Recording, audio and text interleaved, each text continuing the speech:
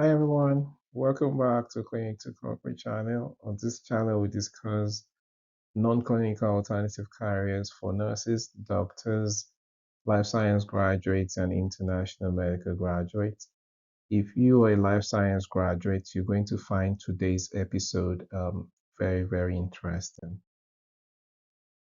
My name is Olu. I'm the founder of Clinic to Corporate channel, and today I'll be discussing with you um, on what to do with your master's in public health degree. There have been a lot of complaints about people who graduated with public health masters not being able to find an opportunity in the industry, and that's why I'm doing this video today. Like you already know, after the glitz and glamour of your graduation day, then the realities of the job search, start to set in. You start to wonder if it was worth it doing a master's in public health, and you start to consider other options, maybe taking up some menial jobs in care and support before you move on into what you really want to do with your degree. Today, we're going to give you insights into some of the roles you can begin to look at so that you can move forward with your career plans. Come with me. Like I always say, you will learn one or two things. Nowadays, things are changing with a lot of organizations considering digital transformation. And this is a reason why, as a life science graduate or a graduate with a master's in public health, you should begin to look into a career in data analysis. Um, the reasons are the organizations are now making data driven decisions in their businesses, and a lot of organizations have begun to implement digital transformation in their services, which will now require them to handle a lot of big data and they will require some experts to uh, help them with interpretation of complex data. And when we're talking about organizations, we're looking at organizations like CROs, contract research organizations, the pharmaceutical companies, hospitals, public health agencies, healthcare consulting, and global organizations. All these organizations now require data analysts. So um, you have the cake already by having your master's. So you now need an icing on that cake, and that icing on that cake will be that you will need to get some experience or get some little knowledge in form of short courses um, in data analysis to be able to take advantage of these opportunities. Come, now let's go look at some of the roles that you are likely to find when you're searching for job in the industry. Here's a list of opportunities that you can explore with your master's in public health degree. Please note that the list are not exhaustive, but these are the ones that I've been able to come up with. First, you look at health data analyst, information analyst, data scientist, biostatistician, epidemiologist, clinical data analyst, public intelligence analyst, public health data analyst, epidemiology and information analyst, healthcare business analyst, healthcare data operations analyst. As you know, during your graduate degree programs, you must have um, come across tasks that requires you to handle data, um, analyze data, and provide recommendations from data analysis. So I believe that you already have what it takes to transition into these roles. Um, let's see which organizations are recruiting for these roles.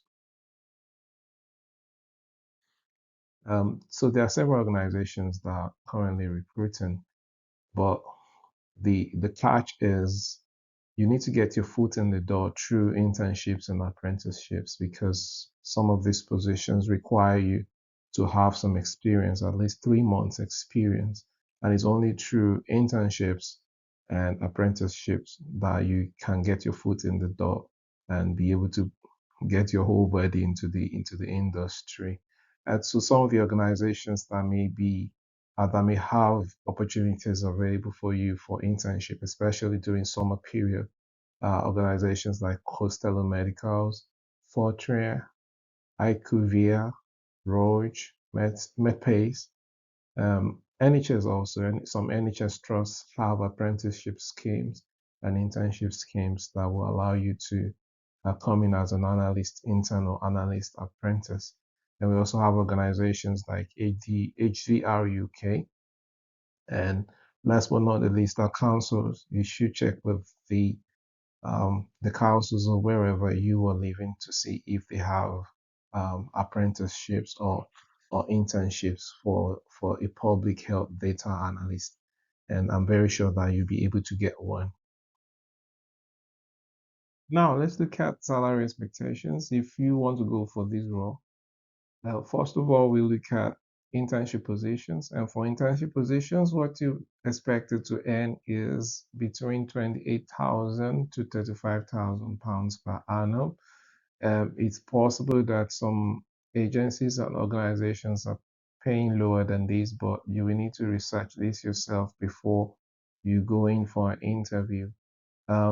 The mid-range is if you're coming in as an experienced hand or they're hiring you as um, an operation analyst or an healthcare data analyst. So you'll be expecting to earn within the range shown in this slide, 35,000 to 47,000 pounds per annum.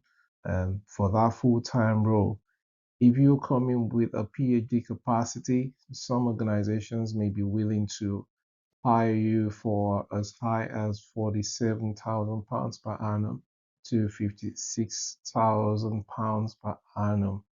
Like I said before, you need to research yourself on Glassdoor or PayScale before you go on for this interview. So, where do we go from here? You need an action plan. An action plan is because what you learned in school is purely academical, and now you need to transition into a real life workplace experience.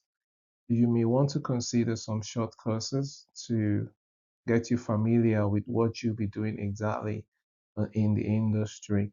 I'm likely to do some videos about this in the future, or in the interim, you can go online to check yourself what short courses you can do in the area of clinical data management or healthcare data analysis. You're likely to see some of them in Udemy or in Allison. Another thing you can consider is to look for e-work experience opportunities to see if there are organizations that are able to hire you as an intern data analyst where you can learn the ropes. Another thing is there are a lot of internship opportunities out there, especially in summer. You see a lot of summer internship data analyst opportunities. You should go for this ones, not minding the pay initially. Just go get the experience for the next 3 months of your life so that I can open up doors for um, a career launch for you in healthcare data analysis. Another thing is apprenticeship. A lot of public agencies and hospital trust also run apprenticeship in these career line. So you should consider applying for these apprenticeships. If you are successful, that means if you have like between 6 to 12 months experience, you'll be able to apply for a full-time role in this line of career. It's also important that you get on your LinkedIn if you are looking towards switching to this career.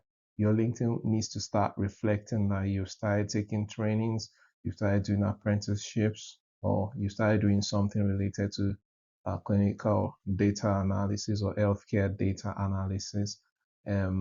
It's because sometimes people uh, put a profile that suggests otherwise. So you need to get on your LinkedIn and polish it up a bit. Last and not the least is that you need to start working on your CVs. when opportunity knocks, you need to be able to have something to use to apply for jobs.